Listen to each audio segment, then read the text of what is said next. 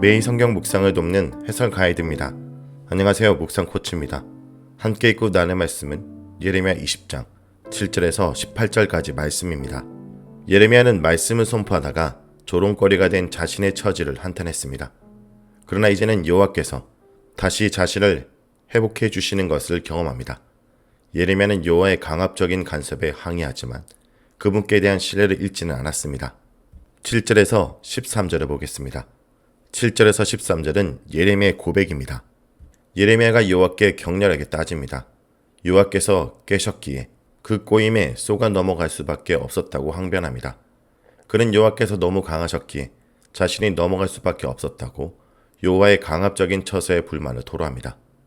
여호와의 명령에 따라 유다에서 벌어지는 폭력을 고발하고 멸망의 심판을 선포한 예레미야에게 돌아온 것은 조롱뿐이었습니다. 사람들은 예레미야를 예언자로 인정하지 않고 그를 조롱하며 거절하였습니다. 예레미야의 탄식에는 자신을 예언자로 불러 말씀을 선포하도록 보내셨던 여호와에 대한 원망이 담겨 있습니다. 그러나 여호와를 향한 예레미야의 원망은 다른 한편으로는 여호와의 긴급한 개입을 촉구하는 말이기도 합니다.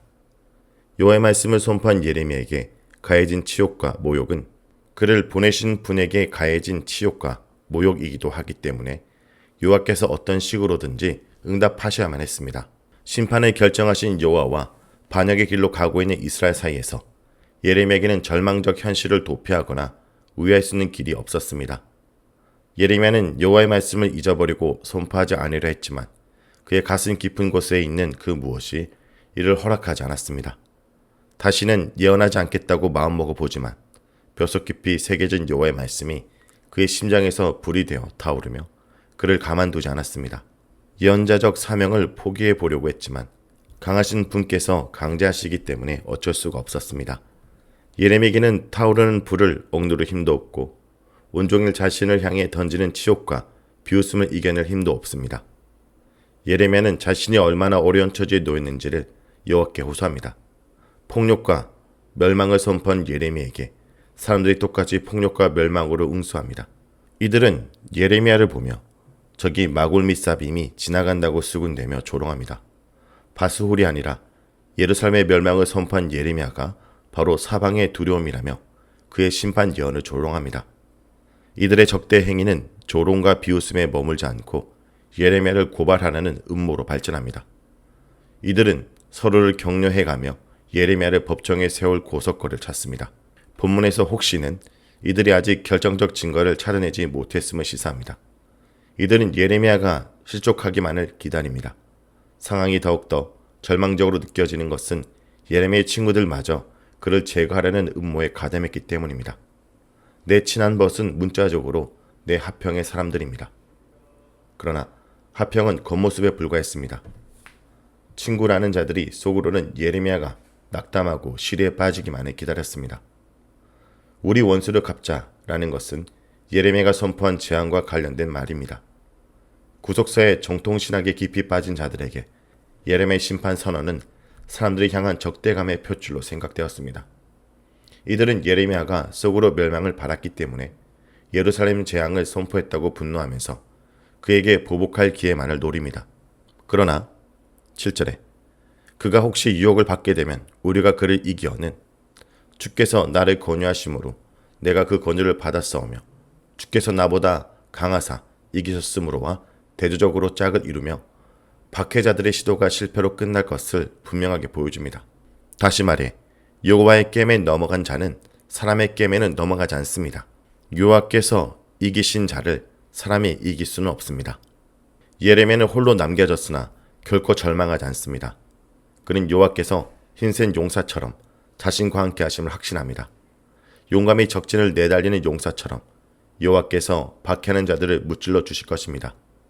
예레미야가 실족하기를 기다리는 자들이 넘어질 것입니다. 예레미야를 이기어 원수를 갚으려는 자들이 성공하지 못하고 영원히 잊히지 않는 큰 치욕을 당합니다. 왜냐하면 의인을 시험하사 그 패부와 심장을 보시는 만군의 여호와께서 재판장이 되셔서 예레미야의 사정을 판결해 주시고 보복해 주실 것이기 때문입니다. 보복 요청은 감정적 한풀이가 아니라 왜곡된 법 질서를 바로잡아 달라는 사법적 호소에 속합니다. 예레미야는 여호와께서 자신의 의로움을 인정해 주실 것을 확신합니다. 그는 청자 너희에게 가난한 자의 생명을 행악자의 손에서 구원하신 여호와를 찬양하라고 권면합니다. 아직 고난 중에 있지만 그는 여호와께서 개입하셔서 악한 자들의 손에서 건져 주실 것을 미리 경험하고 이를 공동체와 함께 나눕니다. 예레미야 개인의 탄식과 구원이 공동체가 경험해야 할 탄식과 구원으로 그 지평이 넓어집니다. 다음은 14절에서 18절을 보겠습니다. 14절에서 18절은 예레미야의 절망입니다. 모든 것이 충격적입니다.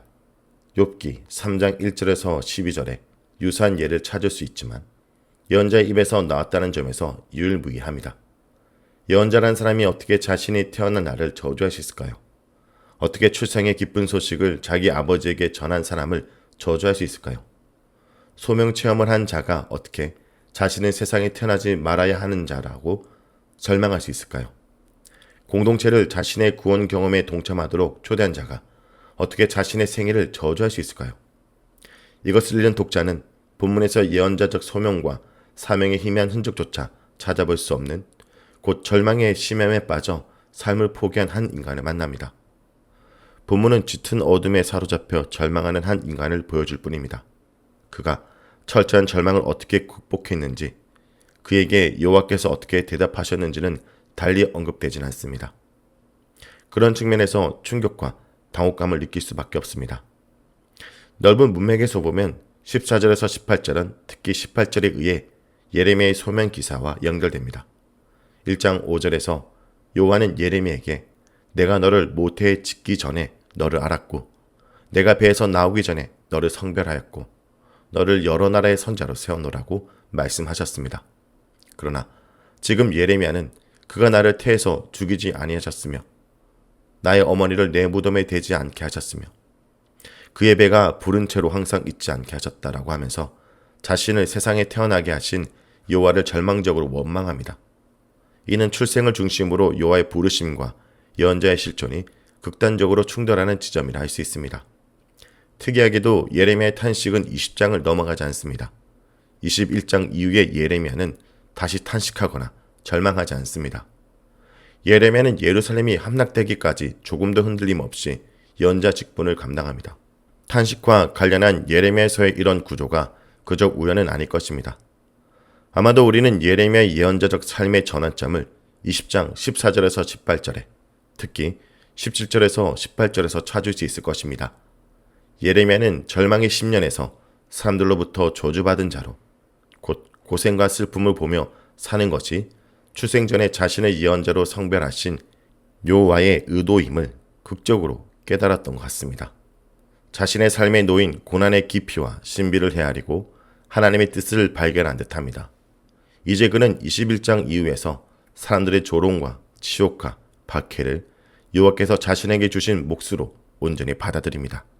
자, 여기까지가 예레미야 20장 7절에서 18절까지 말씀입니다.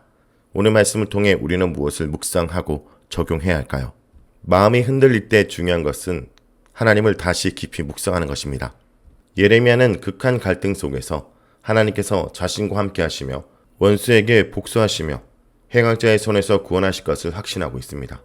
성도 여러분, 어려울 때일수록 말씀 묵상을 통하여 하나님을 만나고 그분을 더욱 신뢰하기 바랍니다.